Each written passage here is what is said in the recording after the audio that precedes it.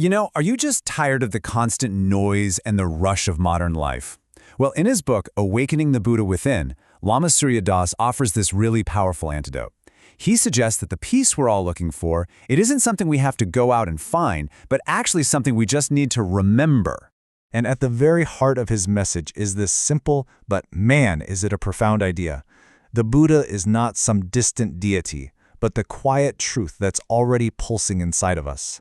So this book, it's not just a spiritual manual, it's more like a soulful invitation to come home to ourselves, and it's all guided by a voice that feels less like a preacher and more like a humble, funny, and deeply human fellow traveler on the path with us. So where do we even start this journey? Well, the book introduces us to the Noble Eightfold Path. And look, don't let the name intimidate you. Think of it less like a rigid set of rules and more like a practical guide for living a more mindful and compassionate life. It's like a compass that points inward toward a full new way of being in the world. As you can see, the path is made up of 8 steps, and each one is a building block for a more enlightened life. We've got right view, which is all about seeing things as they really are. Then there's right intention, aligning our actions with our values. Right speech, using our words to heal, not harm. Right action, living with integrity. Right livelihood, finding real purpose in our work. Right effort, which is about applying a wise and gentle persistence. Right mindfulness, being totally present in the now. And finally, right meditation, cultivating that inner stillness. Let's break these down a little more. Okay, first up is right view. This is all about seeing beyond the surface of things. In practice, it really means recognizing that everything is impermanent. I mean everything. And when we can accept that constant flow of change instead of fighting it, we start to let go of our attachment to specific outcomes, which, let's be honest, is a huge source of our suffering. Next up, right intention. This one is all about making conscious choices that actually line up with our deepest values. Just think about a moment when you felt slighted or wronged. Your gut reaction might be anger, right? Well, right intention is that little pause, that space where you choose compassion instead of anger, or generosity instead of greed, or telling the truth instead of a convenient lie. Then we have right speech. We've all been there, right? We've all experienced the power of words, both to heal and to cause a lot of harm. This practice is about becoming aware of that power and then consciously choosing to use our words to build people up, not tear them down.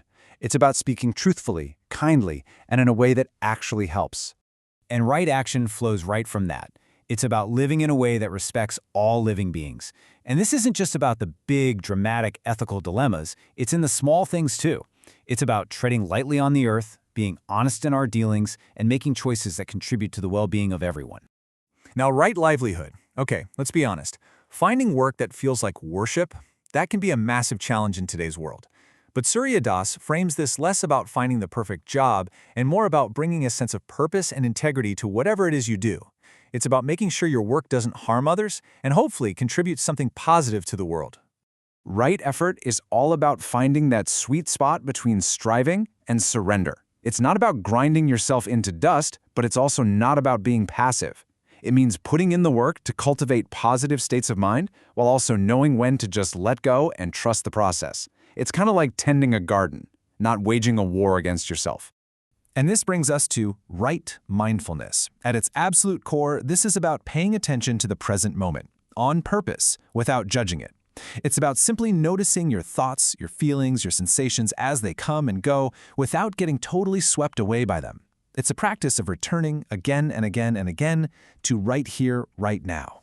And finally, we get to right meditation. This is so often misunderstood. It's not about emptying your mind or escaping from reality. It's about learning to just be with whatever comes up, thoughts, emotions, sounds, without resisting any of it. It's about finding a place of deep stillness and peace within yourself, no matter what's happening on the outside. So the Eightfold Path is an incredible roadmap for this journey of awakening. But to truly embody these teachings, to really make them a part of who we are, Surya explains that we need to cultivate 3 core qualities. These are known as the 3 trainings, and they're like the foundational pillars of the whole practice. So these 3 trainings are wisdom, or the ability to see things clearly as they are; ethics, which is about living in a way that aligns with your values and causes no harm; and meditation, the practice of cultivating a calm, focused, and aware mind. And they aren't sequential steps either. They all support and deepen each other. Let's start with wisdom, or prajna. Now, this isn't about knowing all the answers or accumulating a bunch of facts. It's about developing the ability to see through the stories we're constantly telling ourselves. The stories about who we are, what we're capable of, and how the world works. It's really an unlearning of all the illusions that keep us feeling stuck. Next is ethics, or sila. This is where wisdom gets put into action. It's not about blindly following some external set of rules. It's about making conscious choices in every single moment to be a more kind, compassionate, and honest person. It's about integrity in those little micro moments of daily life. And finally, meditation, or samadhi. This is the training ground for the mind. It's not about escaping from the world, but about finding a place of peace and stillness inside yourself so you can engage with the world more fully and with more compassion. It's the practice of coming home to your own awareness. So, as we start to cultivate this wisdom and ethics and meditative presence, we begin to realize something pretty profound. The goal isn't really to become someone new or better.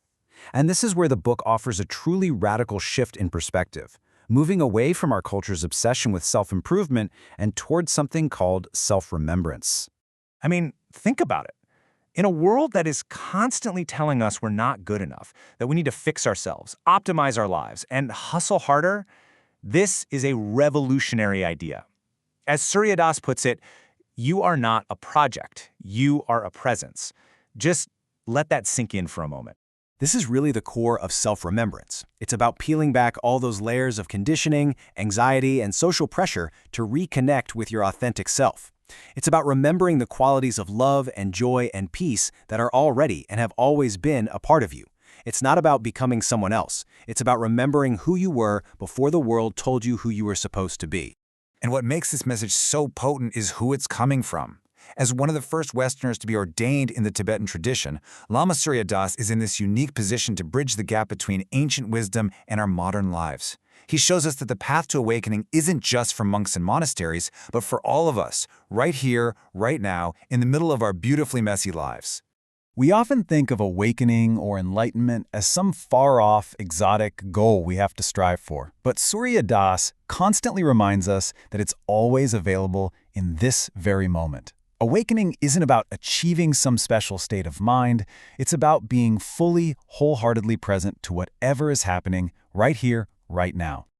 Okay, so this all sounds great in theory, but how do we actually bring these profound teachings into our daily lives? Well, this is where the book really shines. Surya Das offers a whole wealth of practical tools and techniques to help us ground the path and really make it our own. He offers practices like Tonglen, which helps us cultivate compassion by breathing in suffering and breathing out relief. There's loving kindness meditation, which helps us open our hearts to ourselves and to others. He teaches mindful walking to connect with our bodies and the earth, the simple but incredibly powerful sacred pause to reset during a busy day, and even reframing service as a spiritual practice. These are all accessible doorways to presence. In the end, Awakening the Buddha Within is more than just a book. It's a mirror. It doesn't pretend to give you all the answers, but what it does is reflect your own innate wisdom and compassion back at you. It's a powerful reminder that the Buddha is not some distant historical figure, but the very essence of who we are. As Surya Das writes, we are all Buddhas by nature. We only have to awaken to that fact.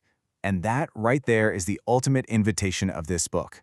To wake up to the truth of who you already are, and from that place, to live a life of greater joy, peace, and freedom.